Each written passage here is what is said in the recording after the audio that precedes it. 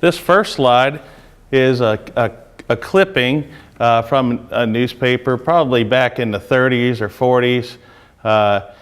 But it is here because I want to explain what made me pursue this subject.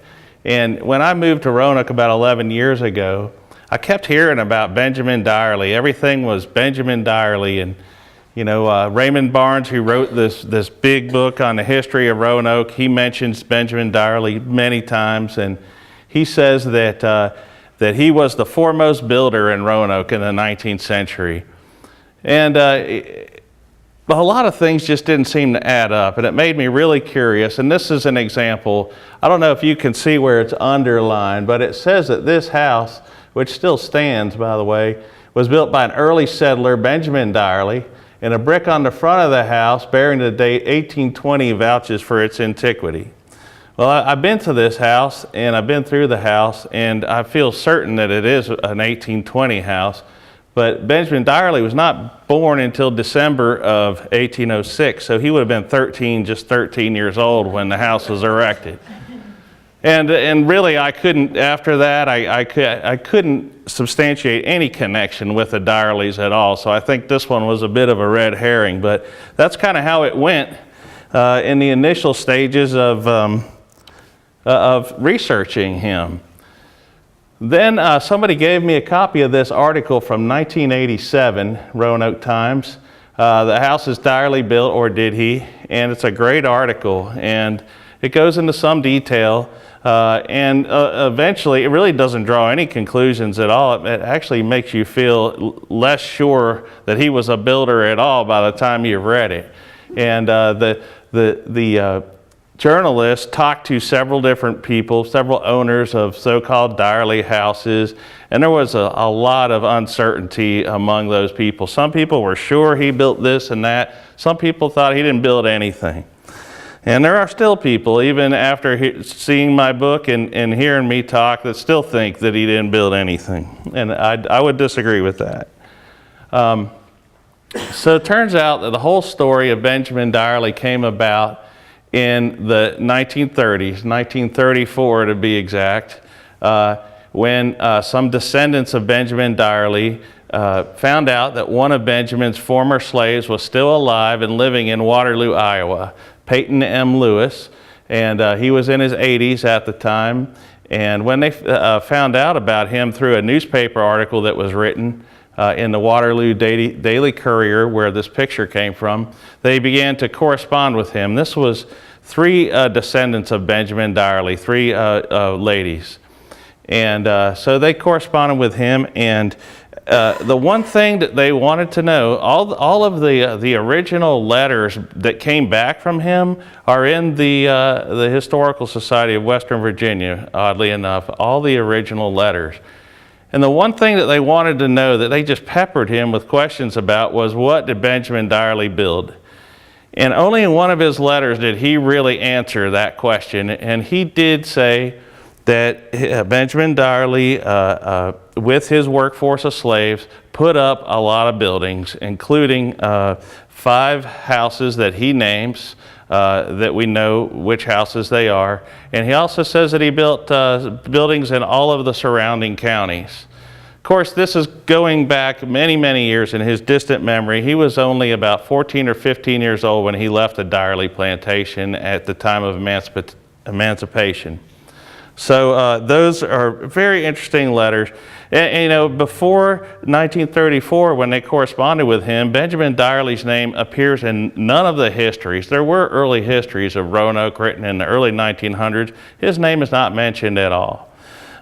So it appears that really the whole story, the whole legend, came through this man and through these ladies who corresponded with him.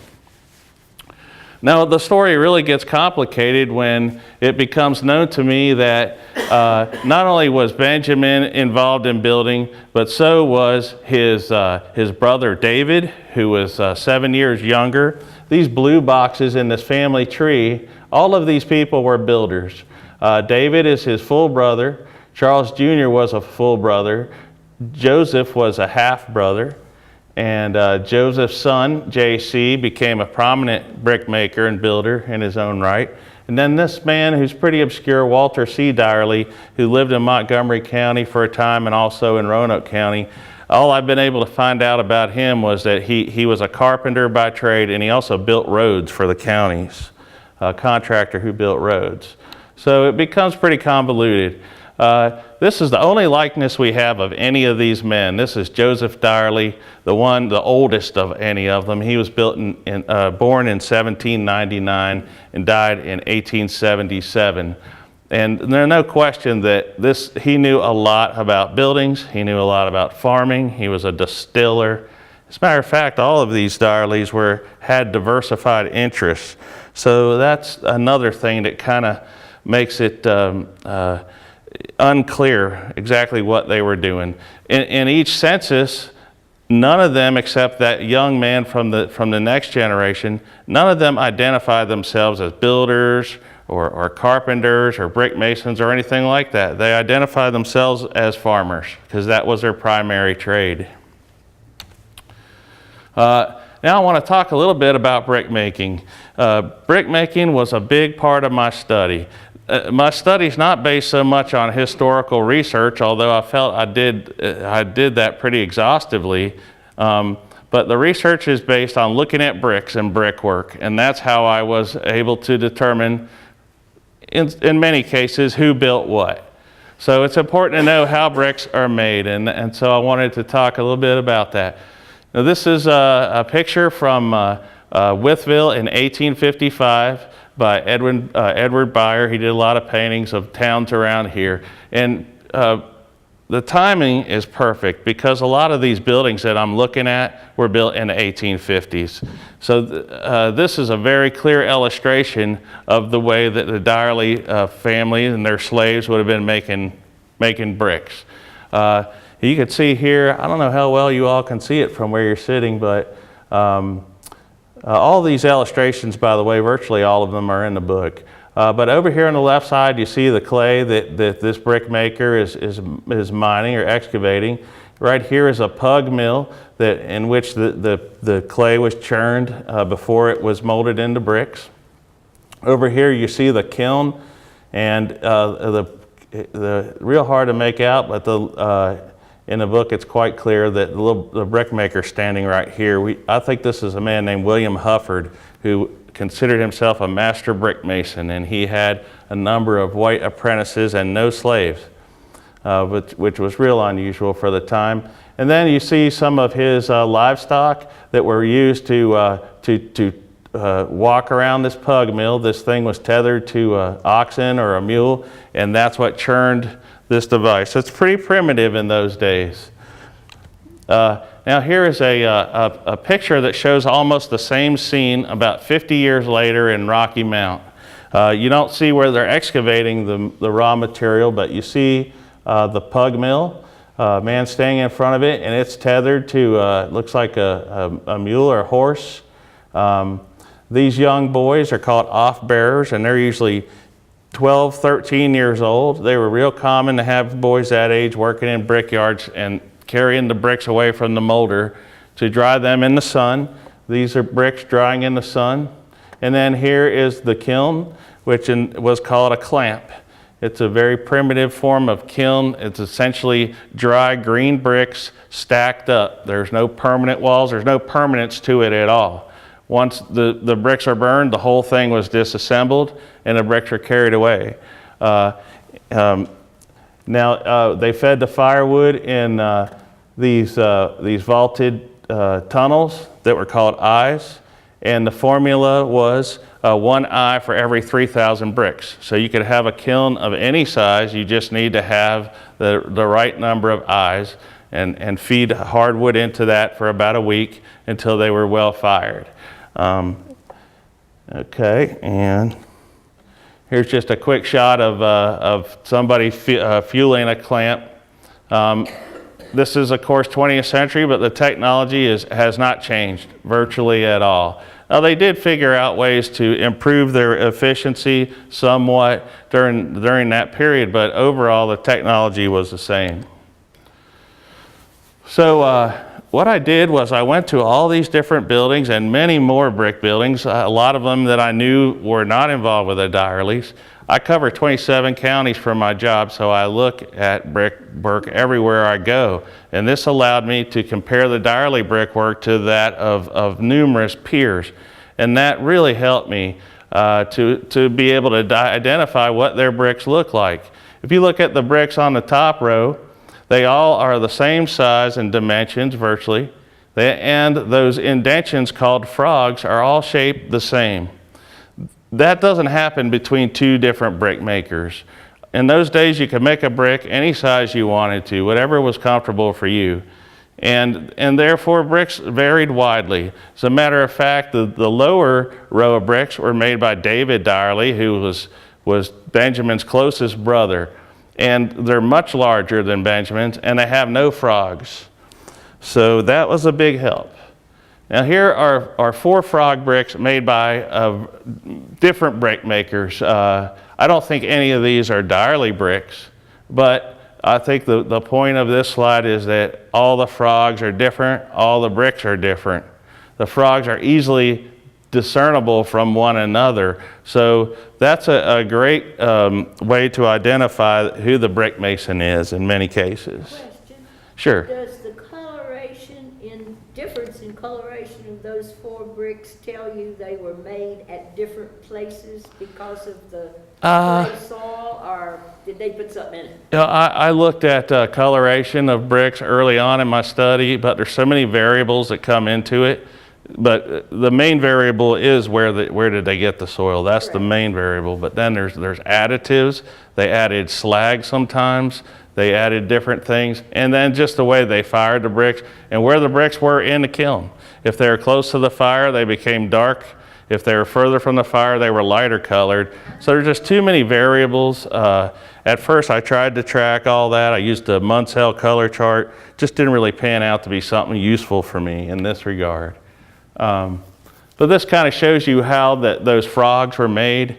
There's usually a piece of wood called a kick that made that indention in the bottom of the mold. And the main reason for having those frogs was that it helped channel the clay into the edges, the corners of the mold, to make a nice uniform brick with straight edges, which was very important. If you wanted to have fine mortar joints, you have to have uniform bricks, and they have to have straight edges. Otherwise, you have to make up for that variation by having a wider mortar joint. And at that time, the aesthetics were that you had to have a very, very fine joint, or they considered you a poor craftsman. So that had a lot to do with it. And of course, it had some other benefits. It helped internal firing. It helped them use less raw material, and it actually helped them hold the bricks. But as it turned out, only about 1/3 of all the hundreds of antebellum, let's say, or pre-1870 brick buildings I've looked at, only about 1/3 of them have frog bricks for whatever reason. The frogs, one more thing about frogs, they did not appear in this area until about 1830. Before that, they absolutely were non-existent. The earliest examples I found were from the 1820s, and those were up in Rockbridge County, so it's very unlikely that you would find any before that time. In England, they had frogs all the way back to about 1700. So that's all I'm going to say right now about making bricks. But another important part of this was how they were laid. And the most useful part of how they were laid was looking at the bonds, how the bricks were laid in the wall. Bricks had to be overlapping in order to have a strong wall. In those days, mortar was very soft and it could not glue bricks together. It didn't have the adhesive strength to glue bricks together. So these walls are essentially standing due to gravity, and the mortar provided a soft cushion and a bed for the next course. That's all it really accomplished. It didn't glue the bricks together at all.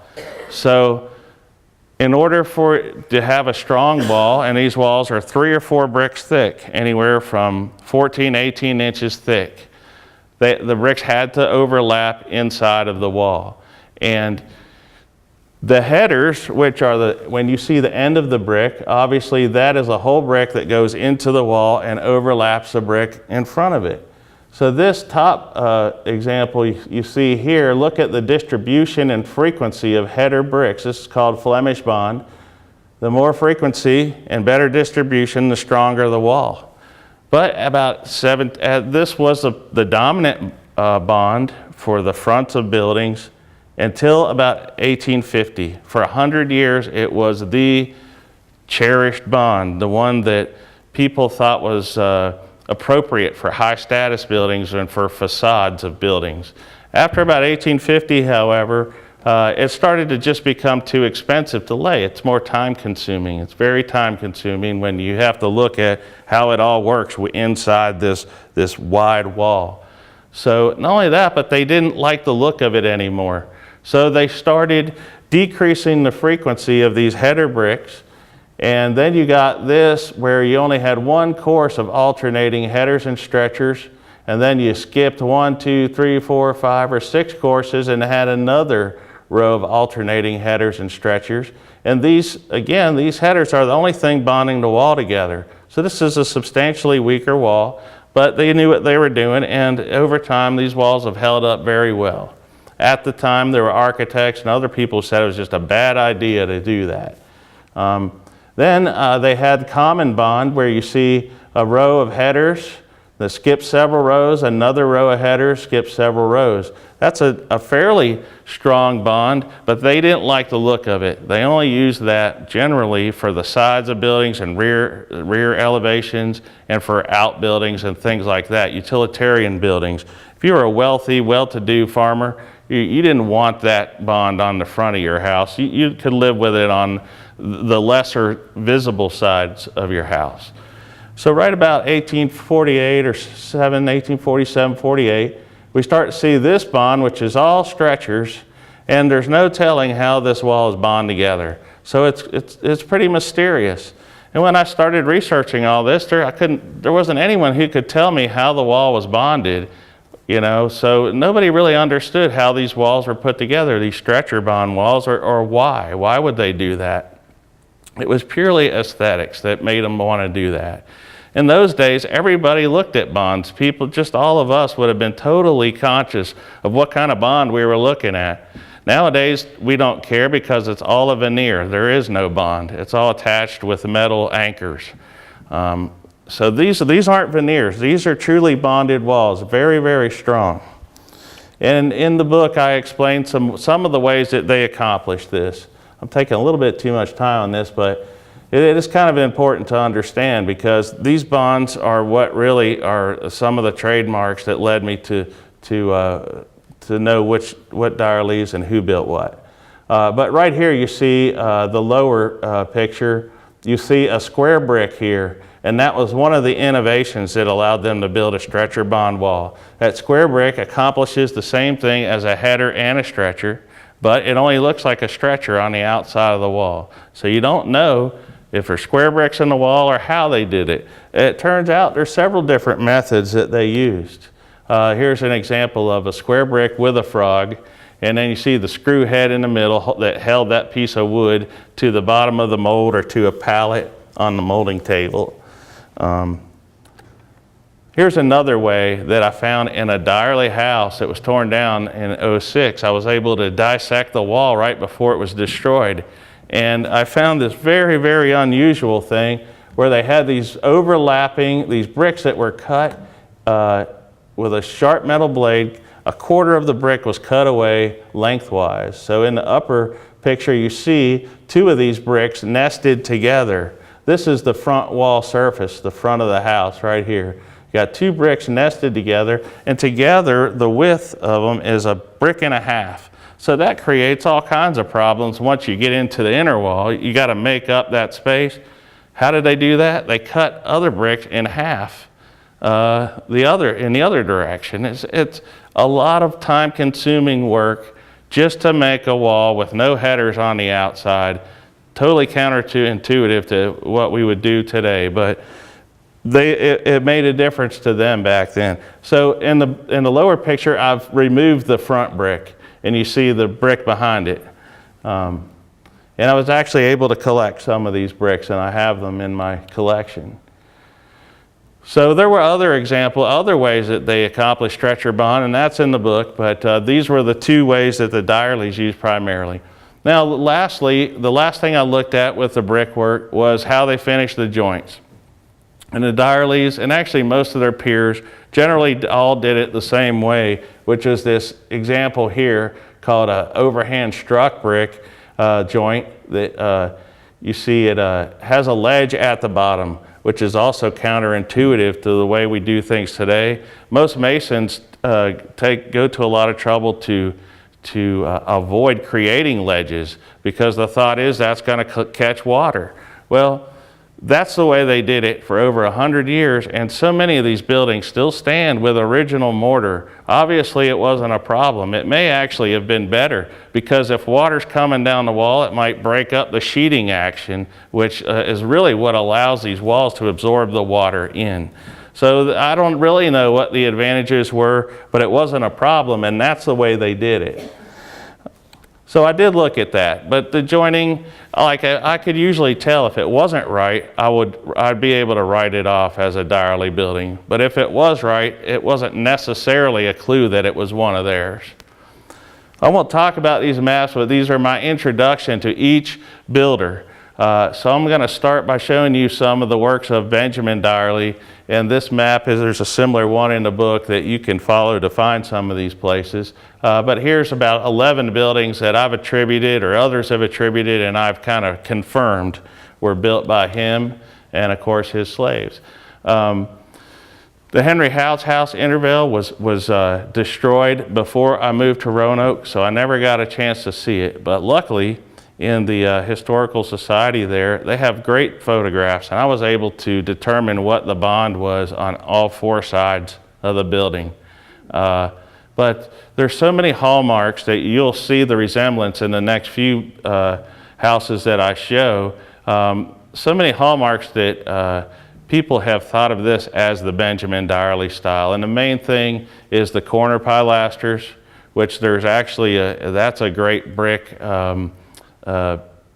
That's something that actually made their bricklaying easier. It was decorative, but it was also useful for bricklayers.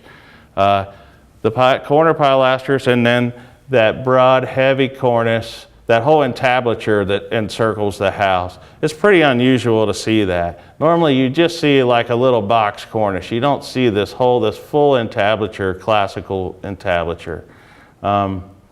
So anyway, Intervale, never got to see it, but lo and behold, I find out the whole building still survives, but it's in piles up at Explore Park.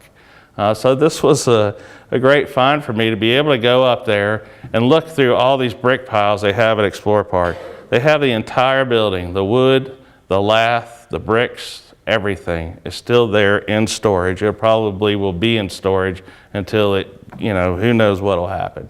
But that was great, and I figured out a lot of neat things about it, such as the use of manual power brick making devices in making the bricks for this house in 1847. And more about that in the book. Now this is Benjamin Deyerle's house, and he built it for himself.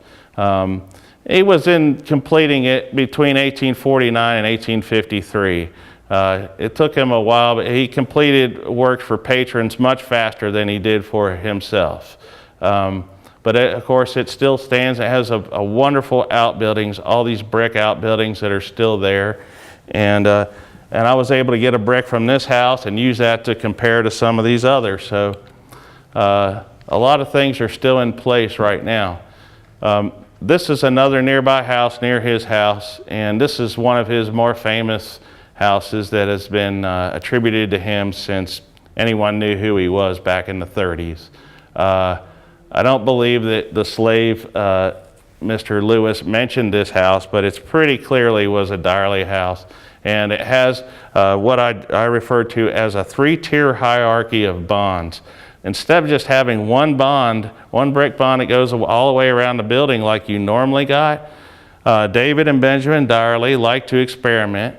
And they would use 3 different bonds on one building, which was very, very unusual, almost entirely unique.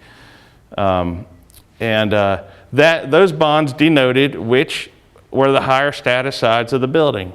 On the right side of that house actually has Flemish Bond, which is still a high status bond at this time. And what that tells you is that this house was always approached from that direction. Because if you go to the far side, you've got Common Bond, which is low status bond and was never really meant to be seen by visitors. So that's kind of a trademark that I was able to follow. This house I used to work in for about the last 10 years. We moved out a little over a year ago.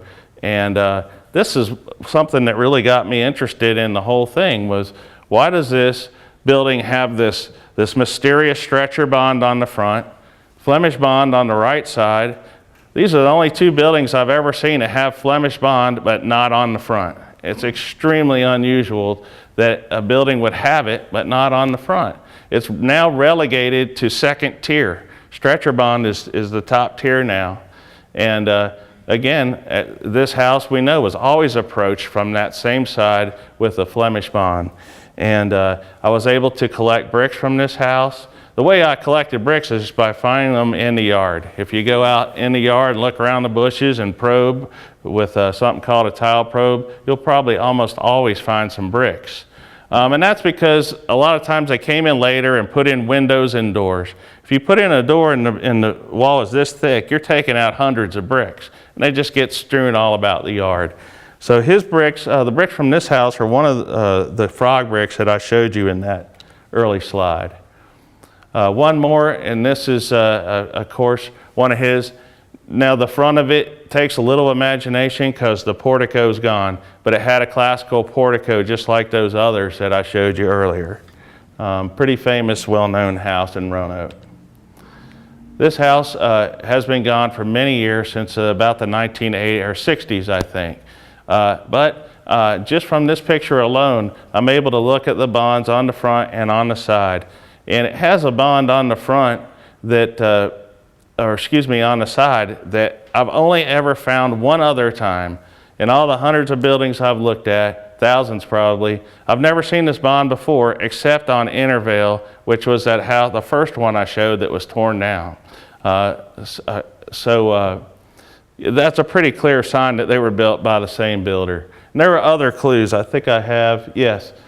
Even though that house is gone, I went to the site and I found some bricks.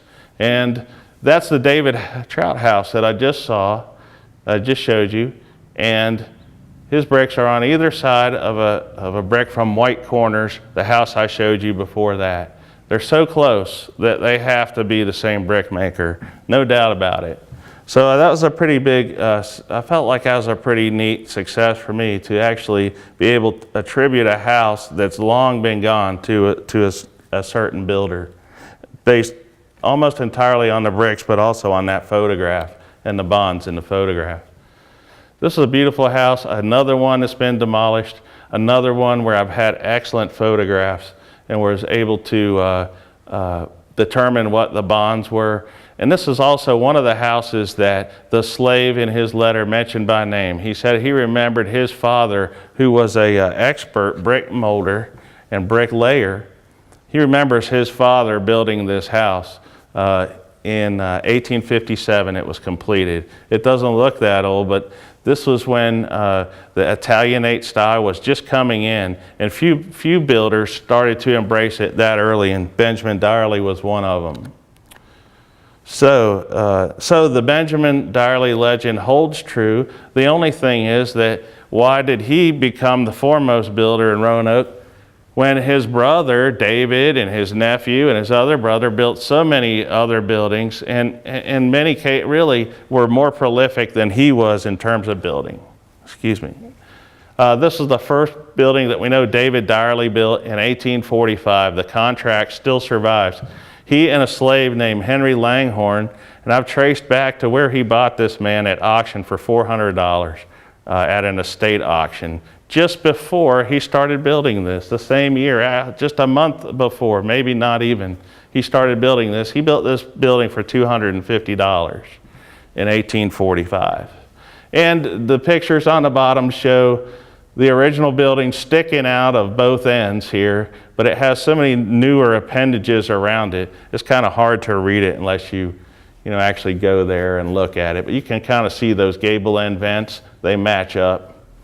And the brickwork is good. It still looks the same. I collected a brick from the church. They actually donated it to me for my collection, and it matches up perfectly with many other David Deyerle bricks from other buildings. The Lafayette Methodist Church was built by the Dyerles. It was donated by Dyerles. The land on which it sits was donated by Dyerles. And that's really where the Deyerle family started. The patriarch of the Deyerle family in America was in the Lafayette area by about 1767, Peter Deyerle. So we know it was built by Dyerles. Which one it was, I wasn't very sure, and I'm still not sure. But I'm looking at the cornices now, and this cornice matches up to this molded brick cornice you see in the lower picture here. Matches up beautifully with cornices on David Deyerle built churches. And I was able to substantiate that he did build a number of churches in this area, this being one of them. And we all know this building. I spent a lot of nights drinking in there in the 1980s when I was a student at Radford, and never thought that I would be featured in a book. But look at the cornice here. Look at the church. It's really, if you can strip away some of these later additions, it's really about the same exact church as the Lafayette Church, and they were both built less than a year apart. But the cornice matches up beautifully. And I wanted to show you these pictures that I found in our archives of that building. I don't know how many people remember when it had this parapet on the front that was built by the Oddfellows around 1900. And I never saw that. This is 1986, the year I came to Radford, and that's the year that they changed it really back to what it was earlier, what it was originally. And when they're peeling away the outer layers, you can see the original, gable there, and you can actually see the original brickwork behind it. We have some great pictures in our archives. It collapsed. Is that what happened? Okay. Yeah, you can kind of tell that it did fall off here. So you can also see in this picture that this facade is a later facade. And that's the one that's still here, that still survives. The original facade is right here. It's one layer back. But I could make it out, and it's the same bond. It's the same bond. It's stretcher bond, and it's 4-course common bond on the sides and rear, which was the same exact bonds that he used in many of these other buildings. This is just a great shot, I think. This shows the original truss and everything. I thought it was just wonderful to find these old pictures. So over to Christiansburg now, which is the Montgomery County Museum is in this building. And I would not have probably thought much about it, except that, and I'll show you in a minute, that I pretty much determined that David Deyerle built the church with which it's associated, the Christiansburg Presbyterian Church. Now this building was built before the church, before the existing church. But it has these same molded cornices, and the bonds match up to David Deyerle's preferred bonds. And I found evidence, I found documentation that David Deyerle was very active in Christiansburg, and he actually owned a lot in downtown Christiansburg on which bricks were made. So, the evidence piles up, and I want to attribute this to him. I can't do it conclusively, but I feel that he did build it. So the Christiansburg Presbyterian Church, no doubt was built. The brickwork was done by David Deyerle. There were carpenters named Hickocks, a Hickok family. They got credit for building the church, but they were carpenters. They were not brick masons.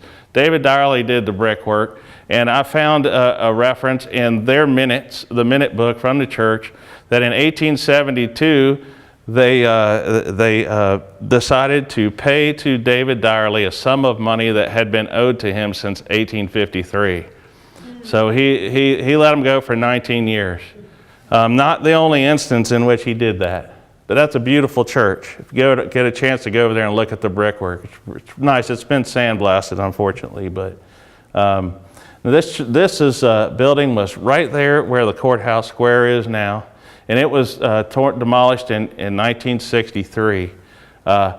This is the best picture I have that I was able to find. They have some pretty good pictures at the museum over there, but this is another one that I would like to attribute to David Deyerle. I don't really come out in the book and do just that. I put it in a chapter at the end where I call it possible Deyerle buildings, and I just kind of give you the evidence and leave it up to you, see what you think. This is David Deyerle, a house that he bought in 1860, and he moved from this area, from Montgomery County to Roanoke County in 1860, purchased this house that was built in 1832, built the wing on the back, put a molded brick cornice on it, and used his 3-tier hierarchy of bonds just on the wing alone. He put the cornice on because it matches the cornice on the original house. So that house is still there today. But the reason he moved there in 1860 was because he got the contract to build this building at Hollins College.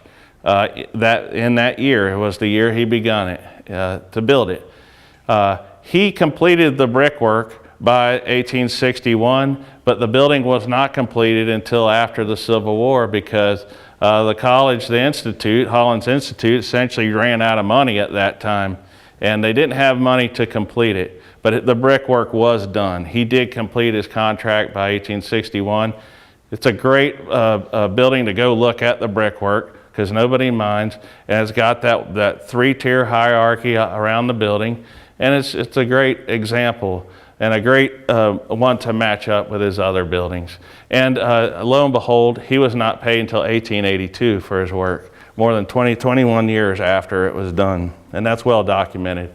And as a matter of fact, the fact that he built it is very well documented by, we have the contract, as a matter of fact, that he signed. What a little house, and most people in Roanoke do know this house. It's a great little house, and everyone thought it was built before the Civil War, but I did land tax research and found it was not built till 1866 and 7. By that time, Benjamin Deyerle had retired from the building trade, but David was still going strong, and he was living there near Hollins, which is near where this is. So based on that and a lot of other clues, I've attributed this to David Deyerle, even though for many, many years it's been associated with Benjamin. This is another house that was very nearby. If you recall the example of the stretcher bond bricks with the overlapping nested bricks, that's this house, destroyed in 2006. And it's a great plan. It's an L-shaped plan, and it has a secondary facade, which is something that David Deyerle did and that Benjamin Deyerle is not known to have done. And here's another example of virtually the same kind of house. It's very close by. These two houses are very close by. And nobody knew everyone thought they were built in the 1850s, including myself, because they look like antebellum houses. But the tax research proved that they weren't built until the early 1870s, 1871, 2, and 3. No question in my mind that these were built by David Deyerle. And this is the last David Deyerle house I'll show you. There's many other examples in the book of his work, but this wasn't built till 1882. Now he was born in 1813, so he was, you would think about retirement age by the time this was built, but he didn't die till 1898. And when he died, it was unnatural. He was gored by a bull, and he died the next day. So this man was still farming, still active in 1898. So in 1882, there's no reason to think that he wasn't an active builder, and the brickwork matches up beautifully with his other work. And you can see he's going through all these changing styles over the years too, that he's keeping current. All of them tended to do that. Okay, now the last group of Deyerle builders are Joseph and J.C., the father and son. Joseph born in 1799, J.C. Was his second born son, and he was born in 1825. But by the time J.C. was 19 or 20 years old, he was taking contracts of his own, some fairly large building commissions by the time he was about 20 years old. He was a real mover and shaker. he became pretty wealthy. So this is the same building, but the portion that they built was just the center section in the top here. And then, and that was in 1847, they got the contract for $1,000. They built this $1,100, they built this center section, and then these two wings were built by another brick mason in the following years. And then this third story here was not added until 1903, and it's caused a lot of problems with this building, unfortunately. But this was the first commission that's well documented by this Deyerle team, father and son team. The Salem Presbyterian Church, probably one of the probably in my mind the most beautiful antebellum church in southwestern Virginia. And a long association with Benjamin Deyerle. Everyone says he designed it and built it, but the brickwork tells another story. Brickwork, I think, proves pretty clearly that it was done by Joseph and J.C. and not by Benjamin. Benjamin really didn't build in Salem that I can tell, but Joseph and J.C., they were very active in Salem. In fact, J.C. had a brickyard right in Salem, and probably the only brickyard for a long period of time. So this is the Joseph Deyerle house, and completed in 1853 by Joseph Deyerle and his son together. We have letters from their older brother who was writing from California, sending money from this outpost. He was an army surgeon, sending money from the outpost to his brother, his younger brother, to use in completion of the family home. Now the oddest thing is for all these years, so many people have said this was built by Benjamin Deyerle, and Joseph just really gets, people just don't give him any credit at all, but he signed the building himself. J.S. Deyerle, right there, Joseph S. Deyerle, 1853. He put his name on the building in two different places, and they still attribute it to his brother. Even though we know Joseph Deyerle built the Roanoke College, that contract still exists. People know that he built the Roanoke College in 1847, 6 years earlier. So there was a lot of clues that just got missed over the years. Now, if you can take a good look at these letters, these numbers rather, you can see that they were done with some kind of a template or stencil. They have modulated line weights and serifs, these rounded ends. Now, that church is today almost right next door. I know it's so hard for y'all to see this, but these are in the book too. Here's another brick, 1854, the following year, and it's the stenciling and the numerals are exactly the same. And this church is essentially next door to the Joseph Deyerle house. You can see them from each other. They're maybe a quarter mile away. But for all these years, this escaped attention as being a possible Deyerle building, even though the evidence is pretty clear, very clear, that they built it. That they made these bricks and they built the building.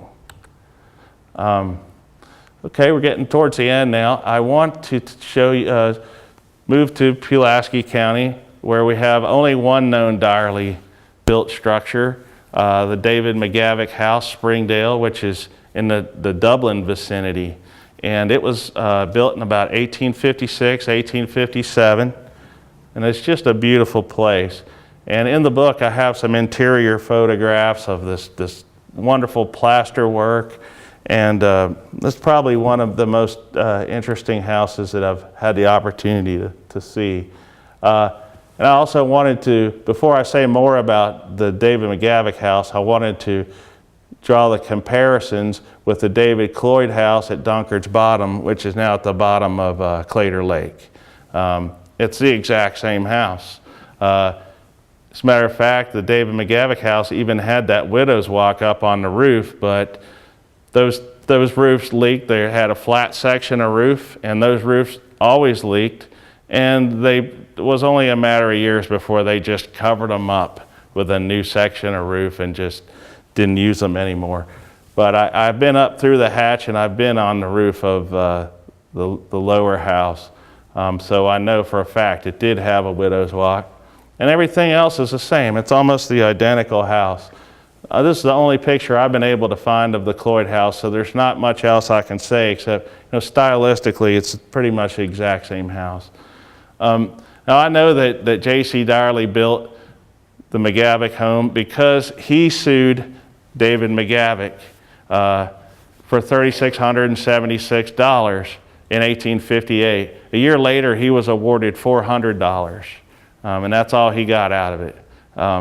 But this is from the they were in court a number of times, and I transcribed all of their testimony, and it's in an appendix in the back of the book. And the reason I did that is because it tells you so much about what was, what was going on with builders. It tells you an awful lot about builders and building construction in that period.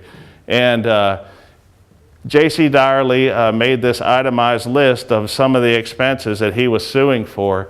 And then the top line, it says, to making and laying 340,000 bricks in the house, solid measure. So 340,000 bricks in that house, hauling 14 loads of sand from the New River. That was some distance away. And hauling planks from Mr. Cloyd's, who had another famous house over that way, still there. 27,000 bricks in this smokehouse. 5 cents a piece he charged to make and lay these bricks. He built that whole smokehouse for $135. So there's a lot of neat things that come out of that testimony. And it tells me basically what J.C. Deyerle was up to. He's still in his let's see, he's in his very early 30s at this time. But this is before the Civil War, and this is when the train made it from Salem to Dublin. In 1856, it made it to Dublin.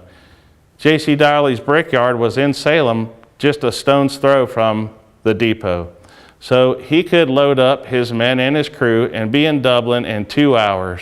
For the first time that very same year, he was able to take the train, and that's why he started to branch his business out down this way.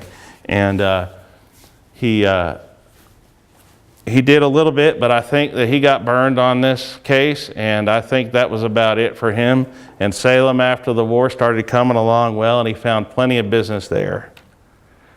So this is one of his last works, and I think it's my last slide. And this is a Biddle Memorial Hall in Ronit College. It's to the right of the main building I showed you earlier. And we know he has a contract on this building in 1879. It was completed in 1879. And then in 1893, he gets a contract to come back and build what they call the annex, or the addition on the back. You see that transept there. That's part of the annex from 1879. And then on the other side of that is a polygonal apse in the back, which is pretty interesting. But the brickwork is all matched up beautifully. And this has a lot of great different brickwork techniques, so it's a great building to go look at. But 1893, that's the latest building that I know of that he built, and he died just 4 years after that in 1897. So that's it.